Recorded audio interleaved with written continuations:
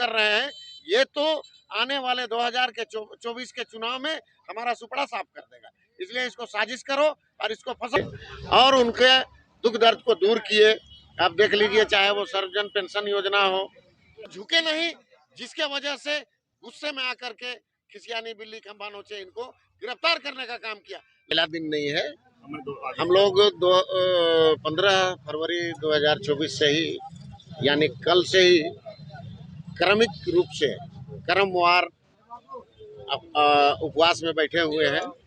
आप देख रहे हैं कि भारतीय जनता पार्टी के द्वारा किस तरीके से एक गरीबों के मसीहा, गरीबों के लिए सब कुछ करने वाले, उनके दुख दर्द को दूर करने वाले, उनके साथ कदम से कदम मिलाकर चलने वाले, और 4 साल चला और ऐसी ऐसी योजनाएं दी कि झारखंड के 3.5 करोड़ जनता के अंतिम पायदान तक माननीय मुख्यमंत्री हेमंत सोरेन पहुंचने की कोशिश किए और उनके दुख दर्द को दूर किए।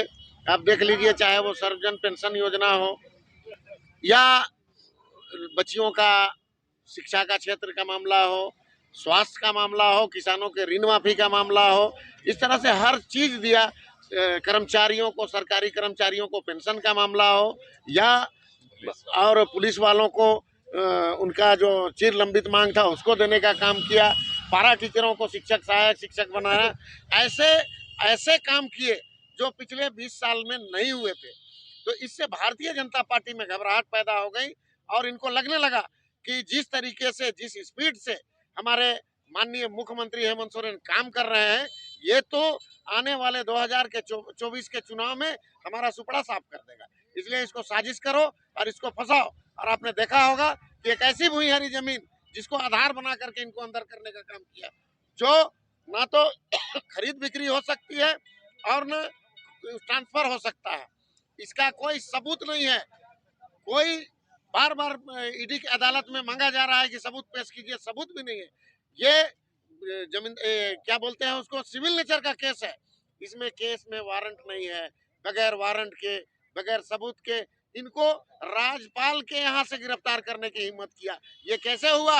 ये भारतीय जनता पार्टी के ऊपर वाले आका के निर्देश पर हुआ, नहीं तो किसी की हिम्मत नहीं थी कि हेमंत सोरेन जैसे व्यक्ति को, मुख्यमंत्री जैसे व्यक्ति को राज्यपाल के यहाँ से गिरफ्तार कर ले। तो ये सारा साजिश जो है, इनकी लोकप्रियता से घबराहट में ये लोग कर रहे हैं। लोकसभा का चुनाव को देखते हुए ऐसा तो नहीं किया गया है? जी हाँ, लोकसभा और विधानसभा दोनों। लोकसभा के तुरंत बाद विधानसभा का चुनाव है। तो लोकसभा के चुनाव में झारखंड में 14 सीट है, 14 में 14 हो, जिधर जाएंगे हेमंत सोरेन उधर ही जाएगा, ये उनको पता चल चुका है। ये लाख अंतिम समय तक 31 जनवरी तक ये लोग कोशिश किए कि हेमंत सोरेन किसी भी तरीके से भारतीय जनता पार्टी की झोली में आ जाए, उनकी बातों को मान ले और उनके साथ शामिल होकर के अगला चुनाव लड़े। लेकिन हेमंत सोरेन झुकने का नाम नहीं लिए और वो झुके नहीं, जिसके वजह से गुस्से में आकर के खिसियानी बिल्ली खंभा नोचे इनको गिरफ्तार करने का काम किया। लेकिन कोई सबूत नहीं है और हमें न्यायालय पर पूरा विश्वास है। न्यायालय में अगला जो डेट होगा, निश्चित रूप से गंभीरता से न्यायालय लेगी इसको और हेमंत सोरेन बहुत जल्द सलाखों के बाहर होंगे। और हमारा जो अभिमान है वो आज जेल के अंदर में है, वो बाहर आएगा तो हम पूरे दुगुने जोश के साथ, झारखंड मुक्ति मोर्चा के कार्यकर्ता सड़कों पर उतरे हुए हैं, आगे भी उतरेंगे और यहाँ से भारतीय जनता पार्टी को सुपड़ा साफ करने का काम करेंगे।